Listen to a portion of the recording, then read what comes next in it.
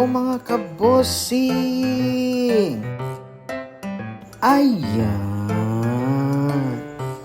For today's video, ayan, kitang-kita nyo naman mga kabosing.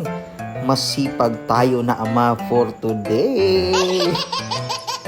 Akala nyo siguro na kapag ikaw lang mag-isa sa bahay, masarap sa feeling.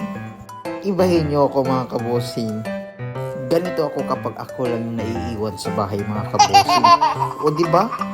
Napakamabait na ama. Alam nyo ba mga kabosing, may natutunan ako sa buhay. Ang bahay raw na malinis, nakakabawas ng inis. Seryoso mga kabosing.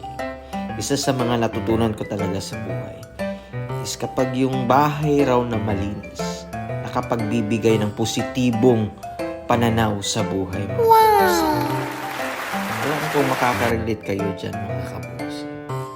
Masarap talaga diba kapag yung bahay mo is malinis. At kung mapapansin nyo mga kabosing, wala gaanong gamit. Kasi isa din sa ayaw ko is yung loaded sa gamit yung bahay kaya wala ng space. Maganda din kasi kapag maluwang. Comment naman kayo mga kabosing kung nakaka-relate kayo sa sinasabi ko. Thank you for watching mga kabosing!